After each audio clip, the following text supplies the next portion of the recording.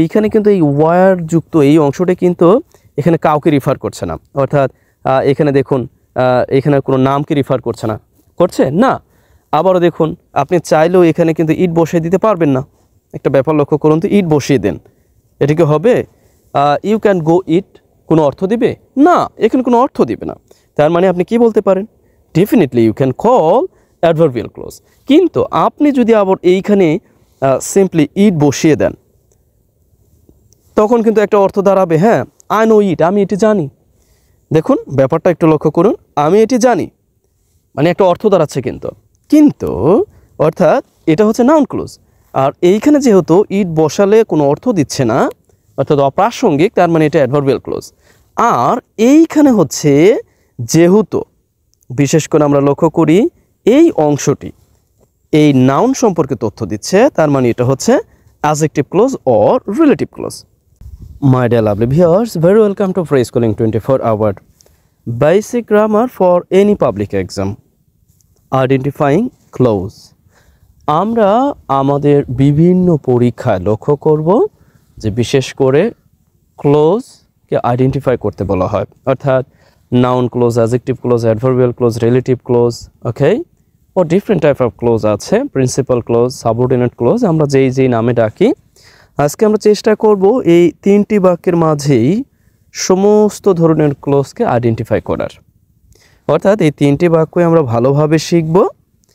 আমরা সমস্ত ধরনের ক্লোজ বিশেষ করে বিভিন্ন পরীক্ষায় আসে সেইগুলোকে আইডেন্টিফাই করব, এবং এই ভিডিওটি দেখার পরে আপনি প্র্যাকটিস করবেন বই খুলে। আশা করছি যে আপনি পুরোপুরি সুস্পষ্ট একটি ধারণা পেয়ে যাবেন এই ক্লোজ সম্পর্কে। তাছাড়াও অনেকের কাছে ব্যাপারটি একটু জটিলও মনে হতে পারে, তাদের জন্য আমি আশা করব যে পার্ট 2 দেখবেন, সেখানে আমরা এ যাবৎকালে পরীক্ষায় আসা বিশেষ করে কমন কিছু প্রশ্ন নিয়ে আলোচনা করব, তারপরে প্র্যাকটিক্যালি দেখব, তখন আমরা আরও স্পষ্ট হব। জি, আমরা শুরু করতে পারি।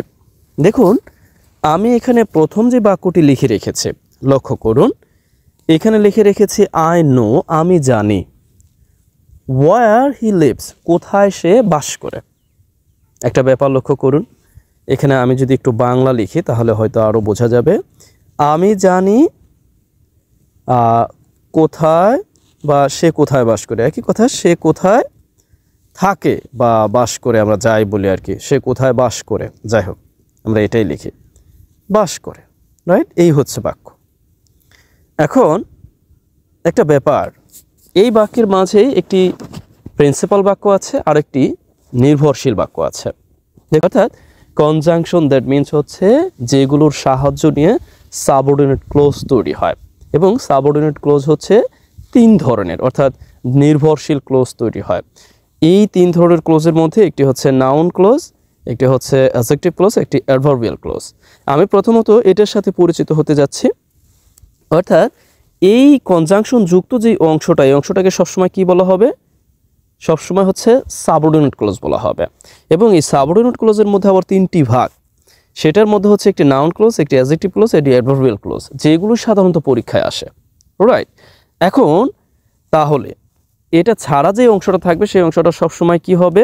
অর্থাৎ এই সাবঅর্ডিনেট ক্লোজ ছাড়া যেটা থাকবে সেই অংশটা সবসময় আমরা প্রিন্সিপাল ক্লোজ বলবো। জাস্ট এটা মাথায় রাখবো, কি প্রিন্সিপাল ক্লোজ, জাস্ট লিখে রাখেন। কিন্তু এইখানে একটা ব্যাপার লক্ষ্য করুন, আমরা যদি এখানে লক্ষ্য করি যে ওয়ার হি লিভস, আমরা শুধুমাত্র এই যে কনজাংশন যুক্ত অংশটি আছে, ওকে, এই অংশটি আমরা বাদ দিয়ে দিব। ধরেন আমি এখান থেকে ডিলিট দিয়ে দিচ্ছি। আমি এখানে কি করব জানেন? এখানে একটি ইট বসিয়ে দেব, ইট, অর্থাৎ প্রোনাউন ইট বসিয়ে দেব ওই ক্লোজ মার্কার যুক্ত যেই অংশটা আছে। এখন দেখুন তো অর্থ কি দিচ্ছে, যদি আমরা এর অর্থটা প্রদান করি যে আই নো ইট, আমি এটি জানি। দেখুন তো তারপর অর্থ দিচ্ছে না? অর্থাৎ আমরা যখন যেই ক্লোজ মার্কার যুক্ত বা যেই কনজাংশন যুক্ত অংশটা রিপ্লেস করতে পারবো ইট দিয়ে, তাকে আমরা সবসময় কি বলবো? নাউন ক্লোজ বলবো, নাউন ক্লোজ বলবো। বুঝতে পারছেন? অর্থাৎ যেই অংশটা আমি কেটে দিয়েছি ইতিমধ্যে, তাকে কিন্তু আমরা নাউন ক্লোজ বলবো। অর্থাৎ এই অংশটাকে আমরা কি বলবো? নাউন ক্লোজ বলবো, রাইট? আর এই অংশটাকে আমরা বলবো প্রিন্সিপাল ক্লোজ, ওকে? আবার এটার নাম নাউন ক্লোজ, আবার এটার নাম সাবঅর্ডিনেট ক্লোজ, একই কথা। আবার এটার নাম কি ক্লোজ? দেখুন এটার তিনটি নাম, একটা হচ্ছে প্রথমত সাবঅর্ডিনেট ক্লোজ, এরপরে আপনি বলতে পারেন আরেকটি নাম হচ্ছে নাউন ক্লোজ, কারণ সাবঅর্ডিনেট ক্লোজেরই একটি শাখা হচ্ছে নাউন ক্লোজ। আবারও আপনি এটাও বলতে পারেন যে আপনি বলতে পারেন যে এটা ডিপেন্ডেন্ট ক্লোজ, ওকে, নির্ভরশীল বাক্য। আপনি গট? এখানে ক্লিয়ারলি বোঝার চেষ্টা করুন। ওকে, এটা হচ্ছে নাউন ক্লোজ সম্পর্কে ধারণা। এখন আসুন আমরা এখানে ধারণা নেওয়ার চেষ্টা করি অ্যাডজেক্টিভ ক্লোজ। অ্যাডজেক্টিভ ক্লোজ হচ্ছে বাক্যে ব্যবহৃত যেই কোনো নাউন সম্পর্কে অতিরিক্ত তথ্য প্রদান করবে। অর্থাৎ এই পর্যন্ত অংশটি লক্ষ্য করুন তো, এই পর্যন্ত অংশটি মূলত এই প্লেস সম্পর্কে তথ্য দিচ্ছে। অর্থাৎ অ্যাডজেক্টিভ ক্লোজের এক কথা অ্যাডজেক্টিভ ক্লোজ বলতে কি বোঝায়? যে বাক্যে ব্যবহৃত নাউন, ওকে, বাক্যে ব্যবহৃত নাউন সম্পর্কে অতিরিক্ত তথ্য প্রদান করবে। এটা মুখস্থ করে ফেলেন।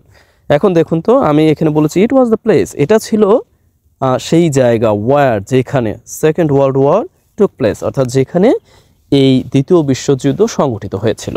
একটা ব্যাপার লক্ষ্য করুন তো, আমি কি করেছি? এই প্লেস সম্পর্কে এই তথ্যটা এখানে দিয়েছি।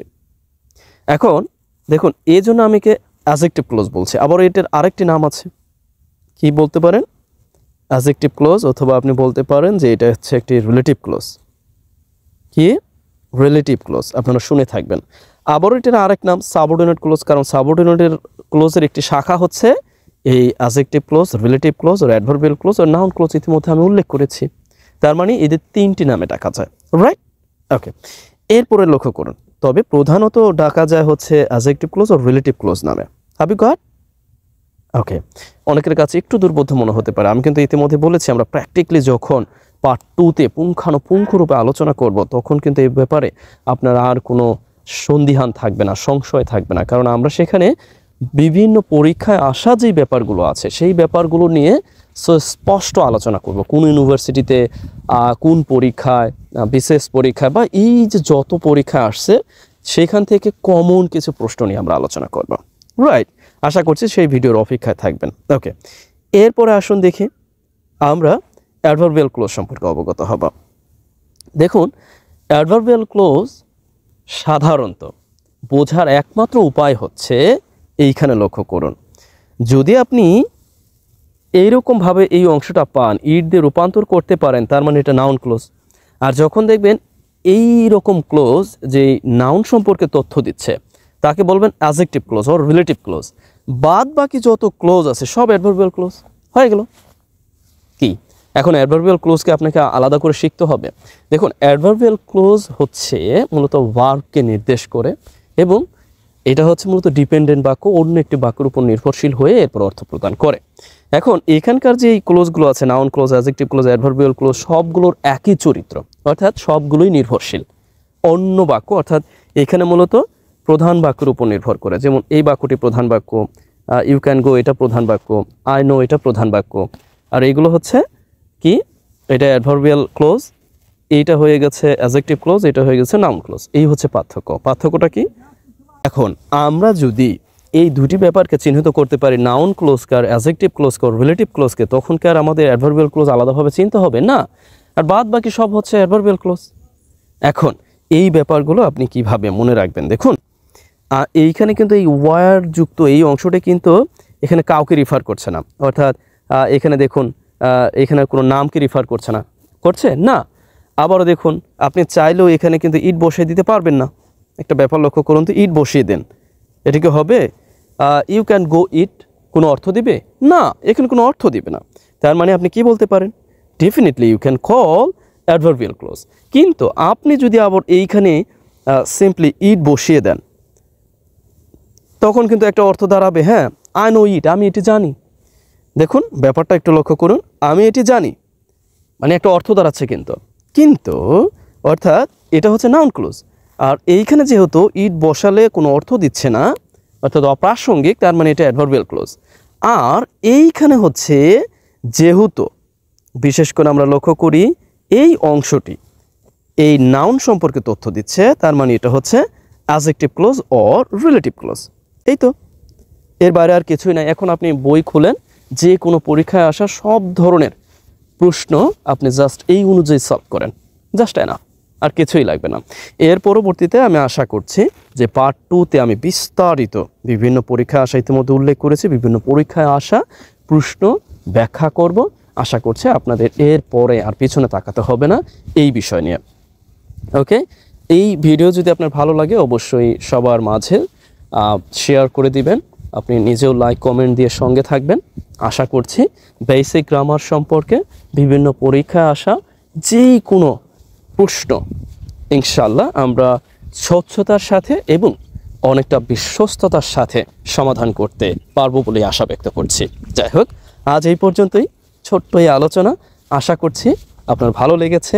সঙ্গে থাকুন, ভালো থাকুন। Best wishes for you.